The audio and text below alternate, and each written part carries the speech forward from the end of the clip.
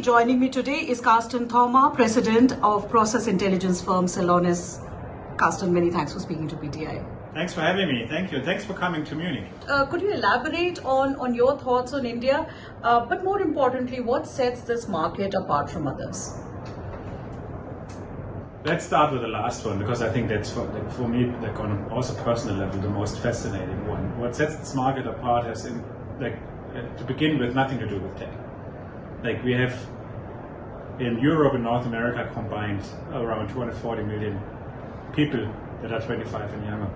In India, I think it's around 680 million as per today. So we all know what this means, right? I guess India is a tech-savvy, growing, innovative country that will put this talent to work. And India is our future.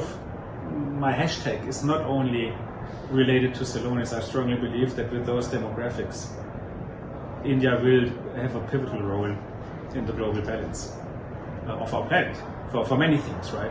May it be political balance, may it be climate balance, may it be talent and potential innovation resourcing, right? And I cannot think of any other country that has that ability to impact the course of what we will experience over the next 2 generations. That's one point. And from a business perspective, when I left SAP about six years ago, 7, India had 2 domestic companies in the global 2000 list. Now it's 68. And there are predictions that based on the growing companies in the second cohort, within a decade, India probably has its own G2K structure. And that fueled with the local talent that's available is just very, very powerful. So if you want to operate at the edge, and if you want to drive innovation, with that logic, I can see no other place than India where the truth is happening. Last but not least, I think it's really resonating with me is how India has kind of a more meaningful bond as a country. And when I talk to people, how normal it is when you've achieved something to give back, to also really try to change something and support the country where you are from, and that natural willingness to do so without projecting any pride or isolation around it. I think it's very unique. I'm not seeing this right now. I think many other societies right now are going in a different direction, and maybe it's just as simple as when I'm there, I feel a bit more human again than when you put me into another place. I don't even know if that makes sense, but it was at least very honest. Carsten, how does all this dovetail into your plans for India? You have about 300 people here. How are you looking to scale that up? It is a fact that we're planning to have 1/3 of our employee base in India by the end of the next calendar year, end of 2027. So, and we're doing it. We're doing it. We opted in the office space. We're doing it in terms of how we set up the organizational structure. And we are very serious about it. We have our largest GCC base in India. We have the largest power user base in India.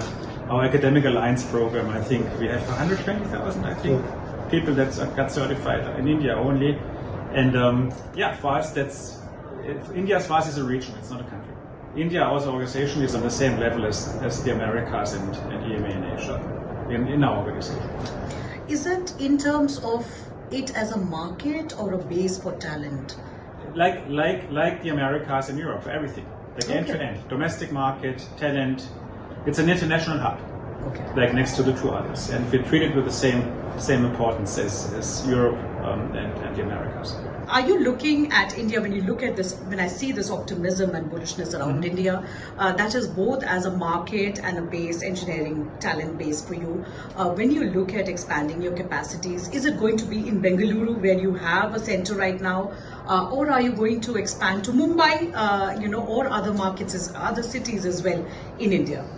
Obviously, we live for our customers, and so we in certain industries for the domestic market we have to be in Mumbai. That's probably the first frontier after Bangalore, and I'm sure that as our India maturity and business evolves, we have to add also other locations to achieve that customer engagement and proximity that we need We are mission critical for our customers, and that requires a certain engagement model. And we will deliver the same excellence in India as we grow there domestically, and that will require additional locations. But Mumbai is first stop Mumbai for sure. That's a lot of interesting industries that are part of the Celonis core industries where we want to have a base here. Before I move to other things, I want to tell you, India has today released the AI governance framework that was in the works, and we are working towards regulations, in the AI space. And today I had the chance to hear Timnit Gebru, and she talked about AI ethics and responsible AI. I wanted to ask you, how important are guardrails when it comes to artificial intelligence in the world today? Every technology that's brand new, that has the potential to disrupt, and is with this rawness, is still unpredictable, needs guardrails. This is not AI specific. This is something that we sometimes managed in history, and then we probably took the good end of a disruptive technology for us, and we sometimes didn't manage, and it ended not good, right? So I don't think that's an AI-specific thing. I think to have this governance framework is another proof point for me that India is ahead of the game, and I think it's a very good thing to do.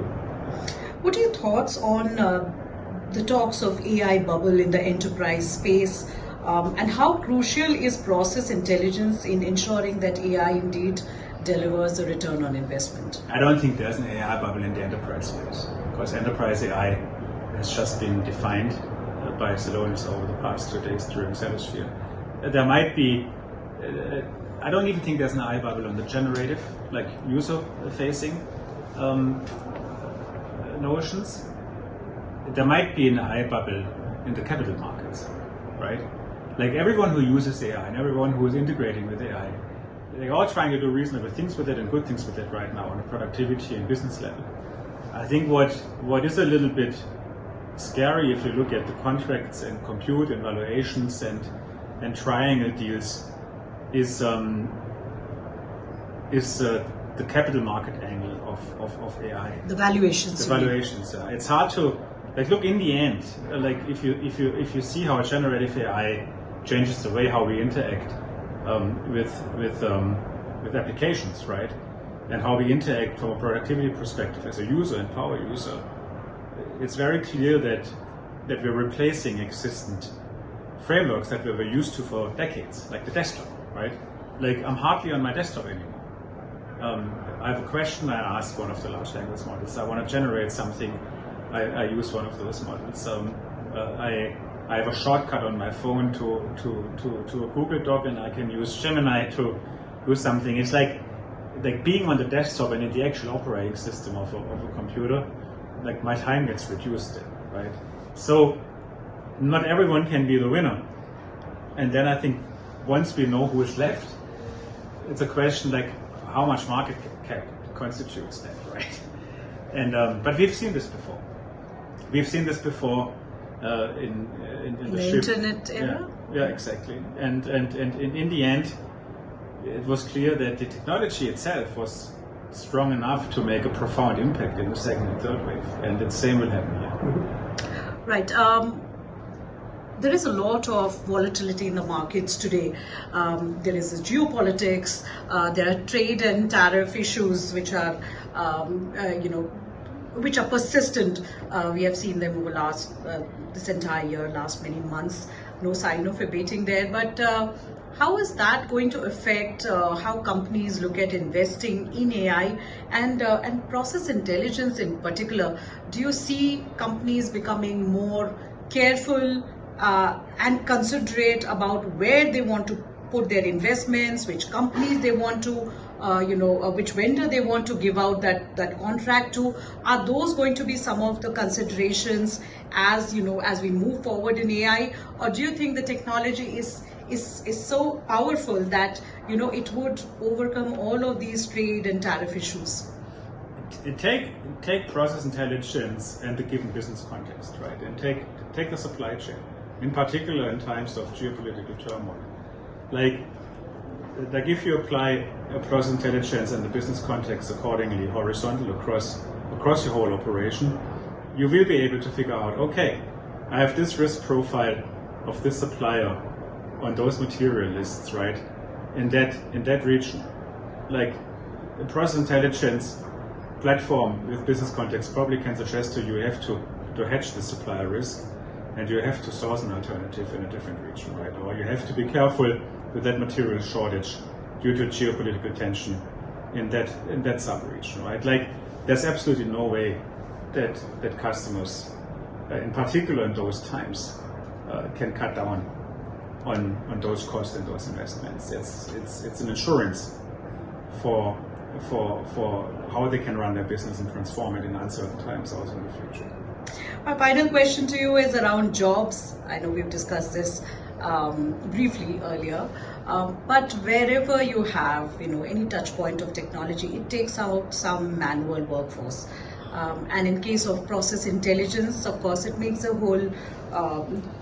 whole operations far more efficient and productive, but there is a labor market implication of all of these decisions. How do you weigh in on this debate of AI and job losses?